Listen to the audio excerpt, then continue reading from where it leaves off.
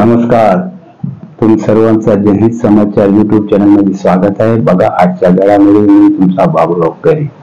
धार्मिक गुरु असतील तर त्यांनी ते कुठल्याही धर्माचे असो, राजकीय पक्ष असतील तर राजकीय पक्षाच्या सगळ्याच नेत्यांनी पुढाऱ्यांनी पुढाकार घेऊन भिवंडीमध्ये शांततेचं वातावरण कसं राहील याच्यासाठी आपलं योगदान देण्याची आवश्यकता आहे।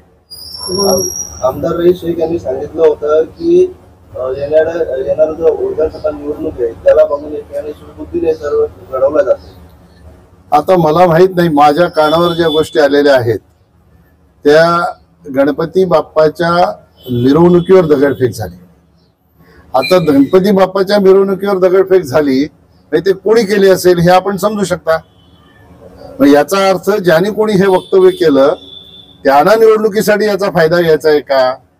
आणि अशा परिस्थितीमध्येही माझ्या सोबत इथे उपस्थित असलेले राजेश कुंटे आहेत, मी त्यांच्या घरी आज आलो कारण त्यांच्यावर लाठीचार्ज झाला, बळलाल यांच्यावर लाठीचार्ज झाला।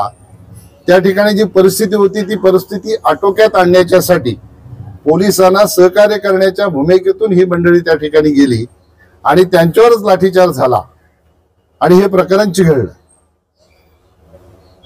गणपती बाप्पाचा आदर हिंदू धर्म संस्कृतीमध्ये किती आहे आणि या उत्सवाला किती महत्व आहे आपण सर्व मंडळी जाणता। आणि अशा बाप्पाच्या मिरवणुकीवर ज्या कोणी असं वक्तव्य केलं की त्याच्यावर दगड मारून निवडणूक आली म्हणून राजकीय फायद्यासाठी हे कृत्य केलं, तर हे कृत्य करणारा कोणी गणपती बाप्पावर प्रेम करणारी व्यक्ती असू शकत नाही। म्हणून अशा प्रकारे वक्तव्य करणाऱ्या लोकांनीही शांततेची भूमिका घेण्याची आवश्यकता आहे। आणि म्हणून मी सगळ्यांनाच आवाहन केलं की आता जनतेच्या भावना दुखावतील अशा प्रकारे कोणीही वक्तव्य करू नये। भिवंडी शहर शांत कसं राहील या दृष्टिकोनातून सगळ्यांनी प्रयत्न करण्याची आवश्यकता आहे। या पद्धतीनं पहिल्या दिवशी गणेश विसर्जनावरती दगडफेक झाली, परंतु कालच्या ईद मिलादुन्नबीच्या मिरवणुकीनंतर सुद्धा कोसळत्या ठिकाणी मुस्लिम धर्मियांना मारहाण झाली, त्यांचे रस्ते अडवले गेले, असे 6 ते 7 गुन्हे आजच्या घडीला दाखल झाले नाही, त्याचंही कोणी समर्थन करणार नाही।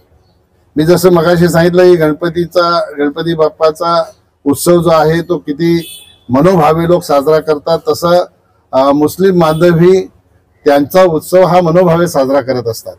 त्याच्यामुळे त्यांच्या मिरवणुकीवर दगडफेक झाली असेल किंवा कोणाला मारहाण झाली असेल तर त्याचं कोणीही समर्थन करणार नाही। ज्यांनी कोणी केलं त्यांच्यावर पोलीस कायदेशीर कारवाई करतील आणि ती झालीच पाहिजे।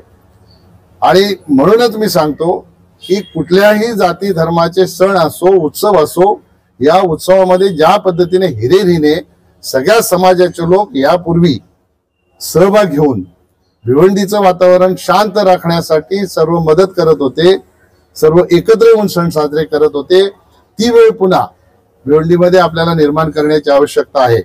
म्हणून निवडणूक आहे किंवा राजकीय पक्षांच्या काही अजेंड्यावर बसलेले विषय असतील हे सगळे बाजूला ठेवून भिवंडी शहर हे सगळ्यात महत्वाचं आहे आणि ते शांत राहिलं पाहिजे, याच्यासाठी प्रयत्न करण्याची आवश्यकता आहे। पोलीस प्रशासनामध्ये कुठेतरी कमी पडलं असं वाटतं का? कारण ज्या पद्धतीने डीसीपीची आता तात्काळ बदली झालेली आहे, ही प्रशासनिक बाब आहे, त्याच्यावर मी काही भाष्य करणार नाही। मला माहिती मिळाली काल पोलीस कमिशनर आले होते, पोलीस कमिशनर त्यांनी काही आढावा घेतला असेल, त्यांच्या आढाव्याच्यामुळे त्यांच्या निदर्शनास आलेल्या गोष्टी असतील त्याच्यामुळे त्यांनी ती कारवाई केली असेल, ही त्यांची प्रशासकीय बाब आहे। त्या बाबीमध्ये आपण लक्ष घालणं उचित नाही, पण शांततेच्या मार्गाने जो प्रकार घडला होता तो शांततेच्या मार्गाने शांत व्हावा याच्यासाठी प्रयत्न करणाऱ्या सहकाऱ्यांवर लाठीचार्ज करणं हे अत्यंत चुकीचं आहे। आणि अशा प्रकारे जर प्रशासनाने काही भूमिका घेतली असेल आणि सीपी साहेबांच्या लक्षात आलं असेल, त्यांनी काही कारवाई केली असेल, तर त्यांनी केलेली कारवाई ही त्यांच्या दृष्टिकोनातून उचितच असेल।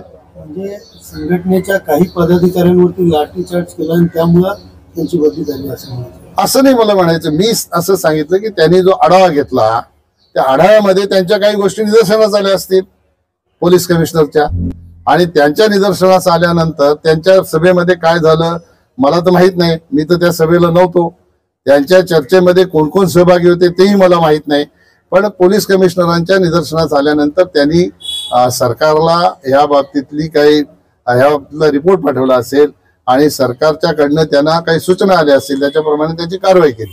मला एक गोष्टीचा खुलासा या ठिकाणी करायचा आहे, तुम्ही विचाराल तेव्हा विचाराल, पण मी काल एक बाईट बघितली विद्यमान खासदारांची. ते डीसीपी साहेबांच्या ऑफिसच्या बाहेरचीच बाईट आहे. त्यांना कोणीतरी पत्रकारांनी विचारलं की भिवंडी शहरामध्ये असा मेसेज फिरतो की कपिल पाटील साहेब खासदार असताना 10 वर्ष या भिवंडी शहरात दंगल झाली नाही, आता दंगल झाली अशा प्रकारचं स्टेटस अनेक लोकांनी ठेवलेलं आहे. आता त्या महोदयांनी अशा प्रकारे त्या ठिकाणी वक्तव्य केलं की 10 वर्ष झाली नाही म्हणून आता त्यांनी केली असेल. आता जी काही दगडं मारली गणपतीच्या मिरवणुकीवर ती मी सांगितली असा त्याचा अर्थ होतो.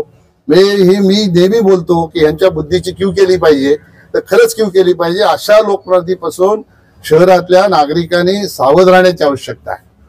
खऱ्या अर्थाने अशाच वक्तव्यांमुळे तेढ निर्माण होण्याची शक्यता. यापूर्वीही प्रचारादरम्यान कपिल पाटील भिवंडीमध्ये दंगा घडवतील अशा प्रकारचं वक्तव्य त्यांनी केलं होतं. म्हणजे सतत अशा प्रकारचं वक्तव्य एका जबाबदार लोकप्रतिनिधी करणं हे लोकप्रतिनिधी असण्याला साजेसं नाही.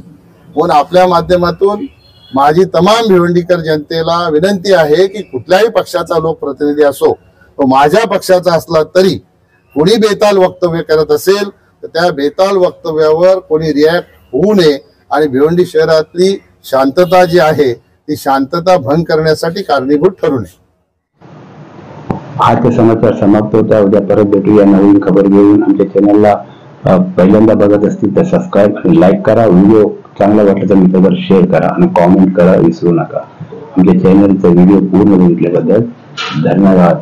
जय हिंद, जय महाराष्ट्र.